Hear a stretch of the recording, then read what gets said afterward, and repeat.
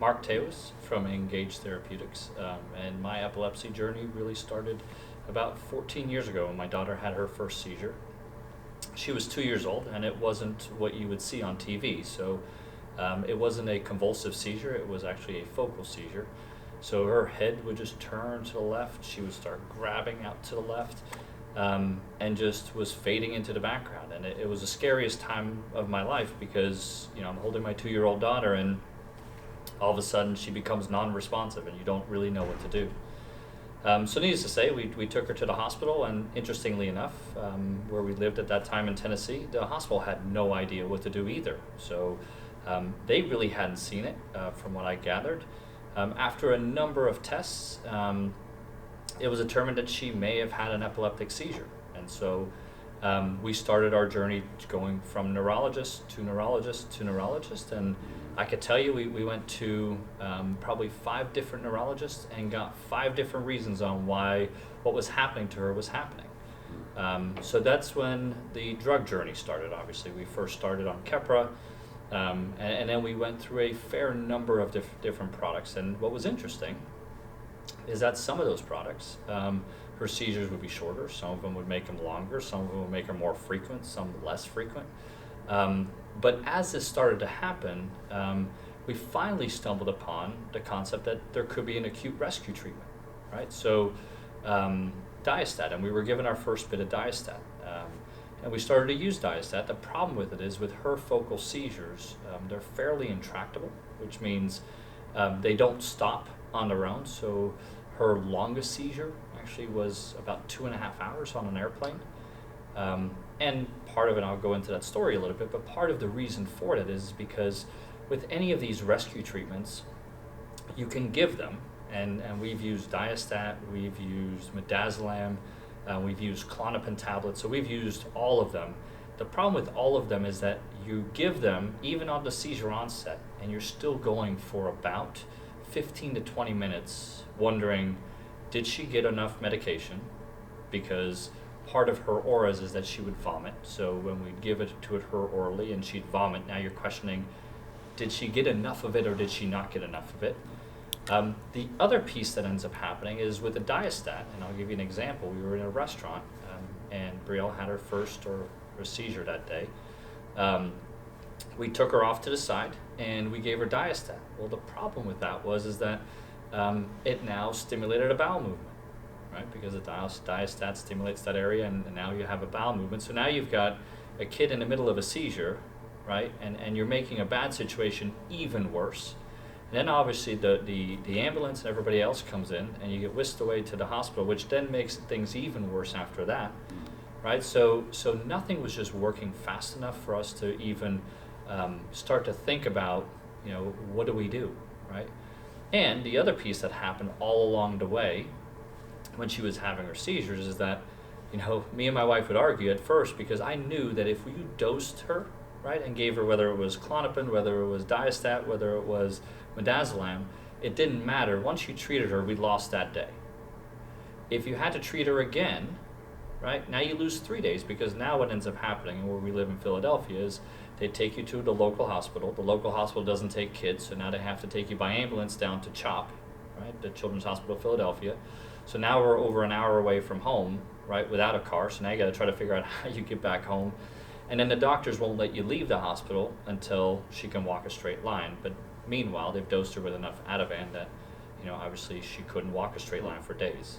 So needless to say, I mean, by the grace of God and by, you know, a number of trial and error things, we finally got her on a medication with Vimpat and Topamax that, you know, got her stable. So now we've actually been seizure free for 5 years, which is absolutely fantastic. However, you know, the one thing that stays with them is, you know, she still carries her liquid midazolam with her everywhere she goes, right? Because for her, it's not a question of if, right? It's a question of when she might have a seizure. Even though she is controlled, you never know when that breakthrough seizure could happen. And as a result of that, you continue to carry these medications with you. Now, knowing full well, right, that even if she has to give herself that medication, it's not going to work fast enough. So you're still 10 to 12 minutes out before the seizure actually stops.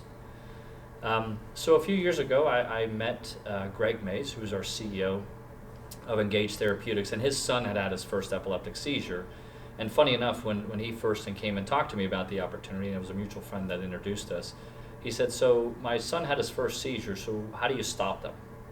And I said, listen, you really can't, right? There's nothing out there that I have found that can actually terminate an epileptic seizure. The only thing that you can really do, right, is make sure that they're comfortable. Be your child's biggest advocate and make sure that you continue to try medication after medication after medication until you get on a cocktail that you think is working best for them, and don't settle.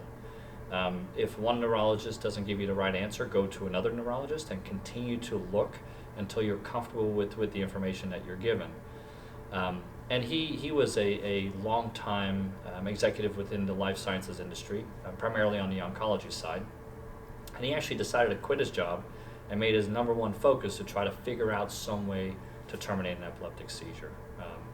And with that, his son's epileptologist was Orrin Davinsky out of NYU.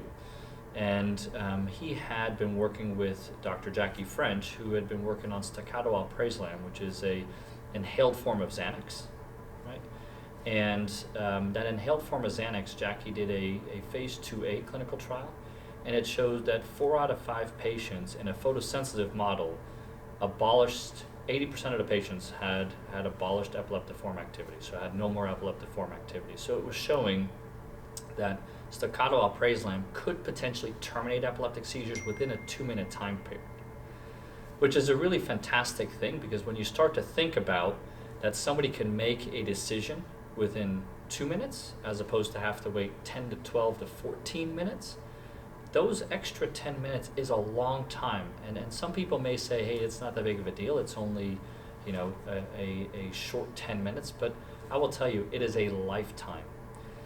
The other piece is for patients, and we have since, and I should back up a little bit and tell you that we have since, and Greg raised the money to start Engage Therapeutics, and we are doing a phase 2B clinical trial in subjects to try to show that we have a product that can actually terminate an epileptic seizure versus stop a repetitive seizure. Because obviously if you're working, you know, in 10 to 12 to 15 minutes, right, your real aim is to stop the follow-on seizure, because very few people like my daughter have long, prolonged seizures, right? So if it's that kind of case, with staccato alprazolam, if you have an aura, or if you have any inkling that the seizure is coming on, or if you have a prolonged seizure, you now have the ability to potentially, if this all works, to terminate that epileptic seizure within 2 minutes, which is could change the way that patients are being treated with epilepsy, right?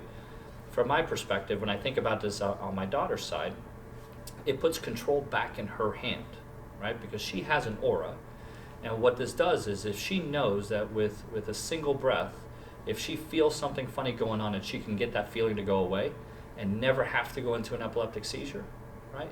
That to me is the holy grail, and that's the reason why, you know, actually I came here, and we continue to work with Brad and Candy, and they've been absolutely fantastic about, you know, helping 2 dads set up this clinical trial, right? Because when we first started into this, I mean, we really didn't know who was who, right? I came from the commercial side of the business, Greg was on the oncology side, and I was in rare disease. So, you know, our network within epilepsy wasn't great, but Candy and Brad, you know, in our conversations, you know, told us everybody to reach out to, and we did. And a fair number of those physicians that he introduced us to are now clinical trial sites for us. We just dosed close to our 89th patient, or actually our 89th patient. So we anticipate that by hopefully early next year, we'll have top-line data for this product. Then we're going to do a pediatric PK that'll bring this down to age 12. And in the back half of next year, we'll do a phase 3, an outpatient phase 3, which should be a bit easier to enroll, but to really show in real-life scenarios how this product can change people with epilepsy.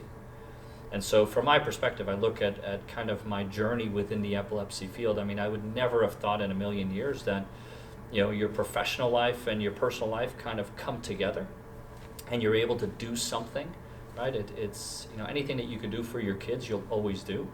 And in this case, I have the opportunity to make a huge difference in my daughter's life, and that's really what we're here to try and do, right?